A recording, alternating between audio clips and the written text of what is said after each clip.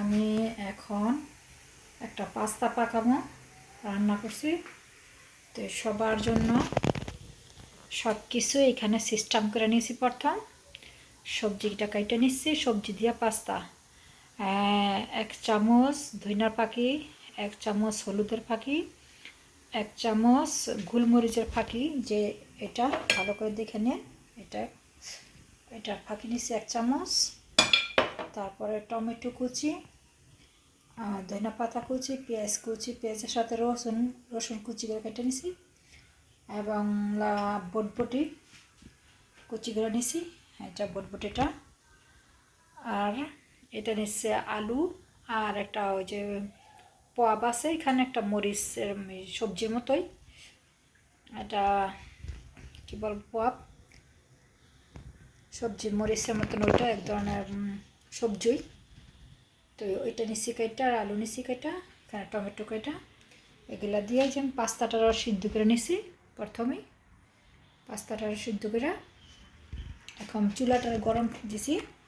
এখন দিয়ে দেবো, প্রথম দিয়ে দিতেছি পেঁয়াজ কুচিটা দিয়ে দিতেছি। দেখছি এটা গরম হয়েছে, তারপর দিয়ে দিলাম পেঁয়াজ কুচিটা, এবং দিয়ে দেবো তেলটা দিয়ে দিলাম।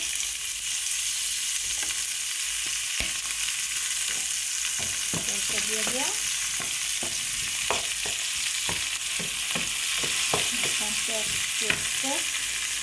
হালকা ভাজা হলে, লাল লাল হলে এখন দিয়ে দেবো মুরগিটা। এখন রান্নাটা ভালো করে বাচ্চাদের আপনাদের ইনশাল্লাহ আশা করি পছন্দ হইব।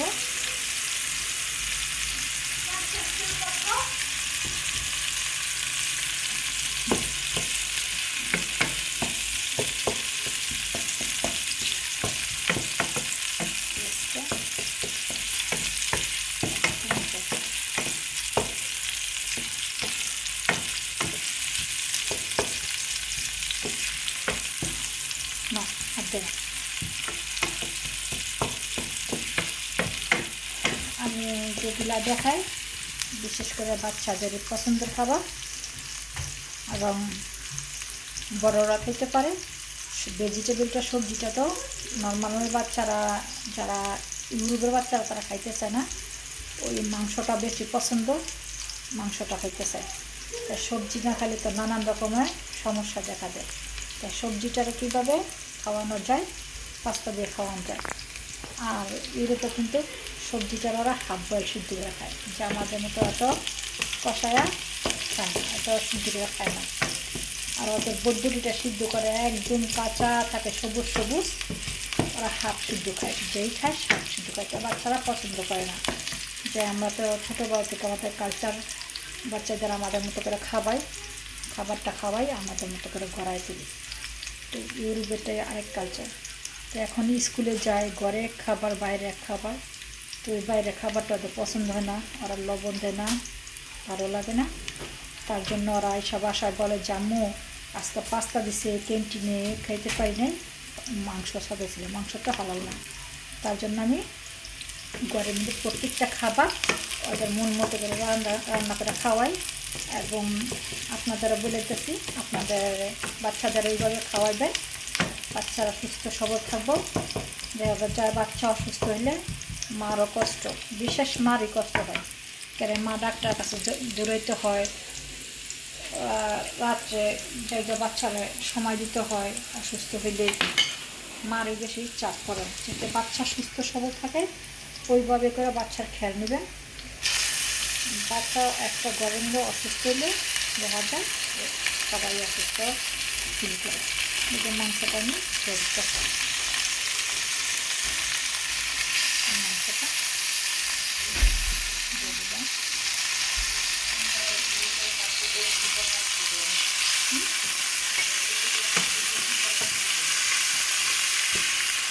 মাংসটা দিয়ে দিলাম, যেমন পেঁপের সাথে মাংসটা ভাজা করতেছি। কারণ ফ্রিজের জিনিস তো অনেকদিন থাকে ফ্রিজে, তার জন্য একটু মাংসটা হালকা পেঁয়াজের সাথে ভালো করে বাচ্চা করে নেবেন। চুলাটা একটু বাড়া দিচ্ছে, তো তাড়াতাড়ি বাচ্চা হলে একটু লাল লাল হলে মাংসটা, তারপর আমি আস্তে আস্তে সব সবজিটুকু দেবো। এই সবজিটা সবাই খেলে এটা ভালো, বড় হোক ছোটো হোক, সবজিটারে যেভাবে খাওয়া যায় কিনা। পাস্তাটা সবজির পাস্তা ভালোই রাখবো, আশা করি ইনশাল্লাহ আপনারা বাসায় ট্রাই করে খাবেন, ট্রাই করে দেখবেন, ইনশাল্লাহ ভালো লাগবে।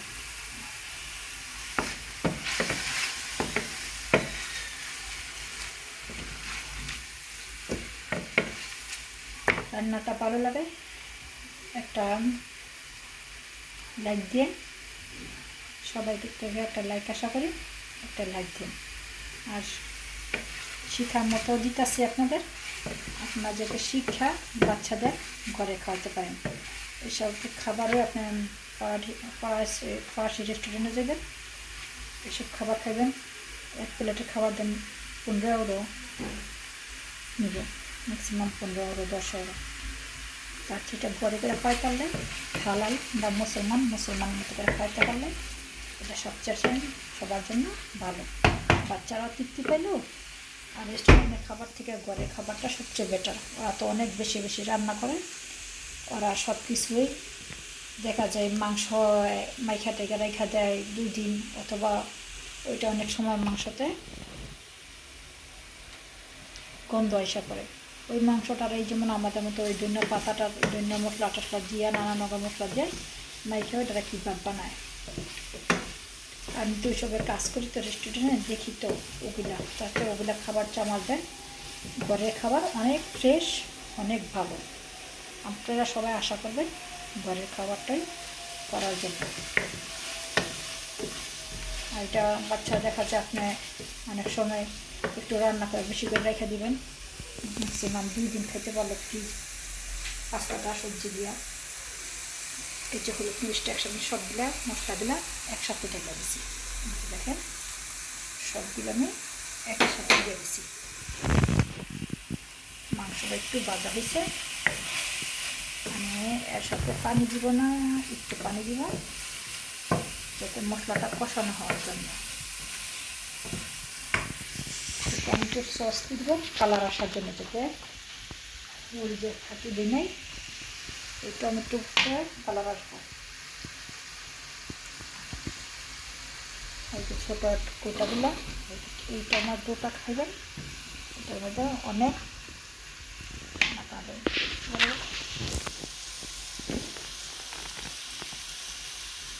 এই টমেটোটা কালার আসে, অনেক সুন্দর একটা কালার আসে। এই কালারটা অল্প দিলেই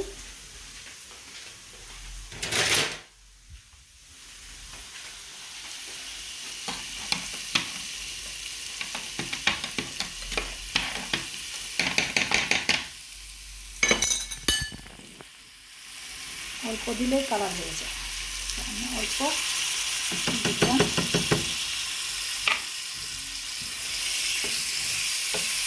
আমার অল্প আগে ব্যবহার করছি, এবার আমি ভিতরে রেখে দিতে সুন্দর একটা কালার আসছে।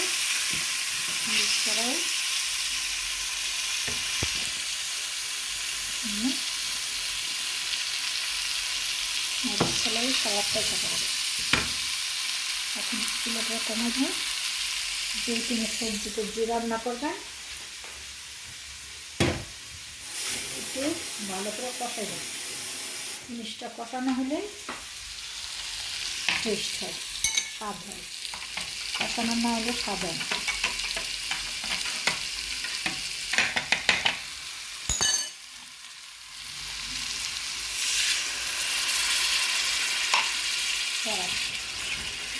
আর আমি একটা কিছু করে দিতেছি, স্যান্ডউইচ বানা দিতেছি। আর এটা অপেক্ষা একটা সুন্দর একটা কালার আসছে।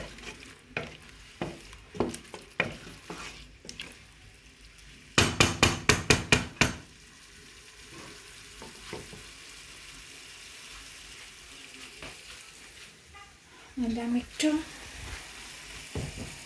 লবণ নিয়ে দিতেছি, কাটিতে এইভাবে নিয়ে নিতেছি লবণটা দেবো, যাতে পাস্তার সাথে আমি লবণ দিচ্ছি।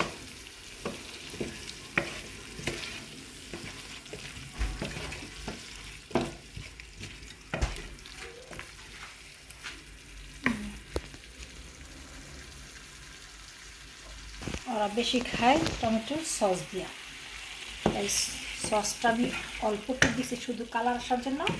আমি ফ্রেশ টমেটো দিয়ে দিচ্ছি। ওরা টমেটোর ডিব্বাটাই দেয়, অতিরিক্ত সস দিতে হয়, ওদের সসটা খুব বেশি পছন্দ।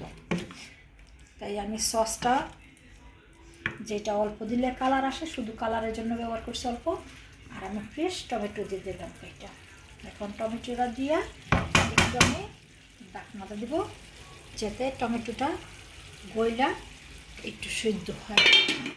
একটু 5 মিনিটের মতো আমি 5 মিনিটের মতো আমি এই যে দিয়ে রাখলাম, টমেটোটা দিয়ে দিচ্ছি সাথে দিয়ে আমি 5 মিনিট অথবা 3 মিনিট অথবা 4 মিনিট একটু পর আমি ঢাকনাটা উল্টাই দেখুন এটা কি নরম হয়েছে। নরম হলে আমি কাটি দিয়ে চামড়াটা একদম ইয়াটারে মাংস টমেটোটা গালায় ফেলাম, যাতে এই দেশের বাচ্চারা টমেটোটা সিল্কাটা পছন্দ না, টমেটো আস্তা থাকাটাও পছন্দ না।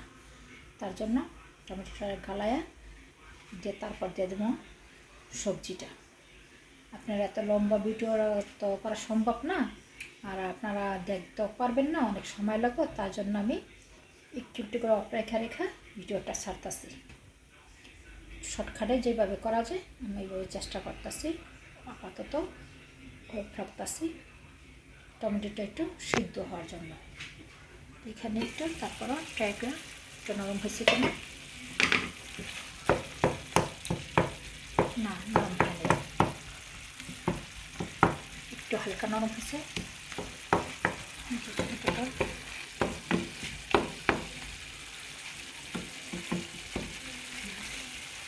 আরেকটু নরম হবে, আরেকটু নরম হলে আমি টমেটোটাকে এভাবে গালাই দিই, টমেটোটাকে গালাই দিলাম। এখন আমি আবার আরেকটা মশলা আছে আমি এটা দিয়ে দিতেছি, এই যে মশলাটা এটা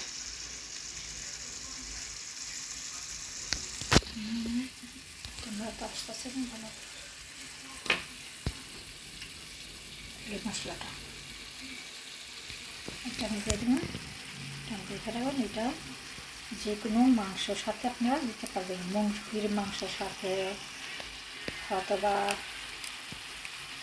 সবজি পাস্তা সসটা রান্না করলে মাংস ছাড়া এটার সাথে দিতে পারবেন। এটা মাংস রান্না করলেও দেওয়া যায়, মুরগির মাংস রান্না করলে, গরুর মাংস রান্না করলে দিলাম।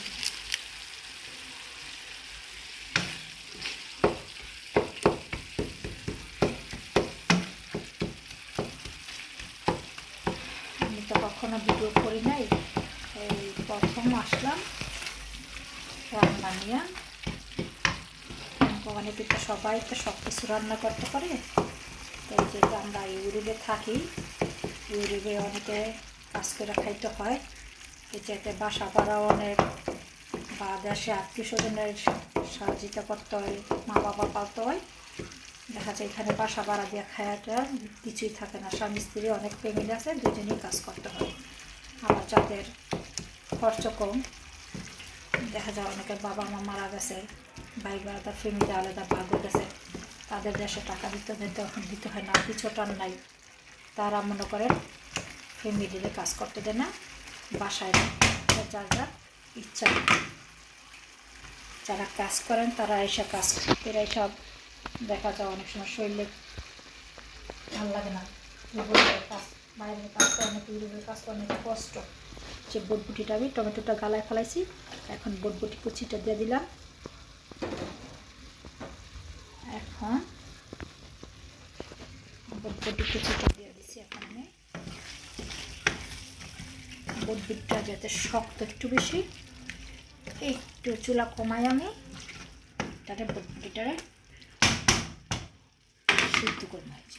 এখন দিচ্ছি আমি চুলা 4 নম্বরে। আস্তে আস্তে বটবুটিটাকে সিদ্ধ হোক। বটবুটিটা 15 মিনিটের মতো সিদ্ধ হলে আমি এটা সামনে রাখছি আলু আর ওই যে পপ এটা রাখছি। এটা এক ধরনের সবজির মতো আপনি যে কোনো করে খাবার যায়, মাংসতে রান্না করে খাওয়া যায়, মাছ দিয়ে রান্না করে খাওয়া যায়, আর সবজির মতো এটা ব্যবহার করা যায়। এটা নিয়ে নিছি। ওইটা সিদ্ধ হলে 15 মিনিট পরে এটা সিদ্ধ হলে তারপর পাস্তাটা দিয়ে আমি মিক্স করে ধনিয়া পাতা কুচি দিয়ে হয়ে যাবে রান্না। এই যে সবজিটা এখন সিদ্ধ হয়ে গেছে।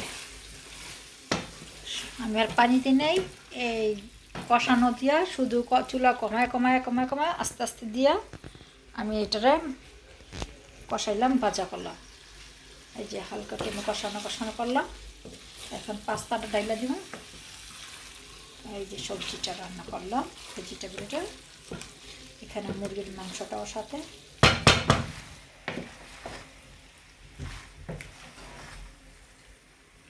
এই যে সবজির ম্যাকারনি।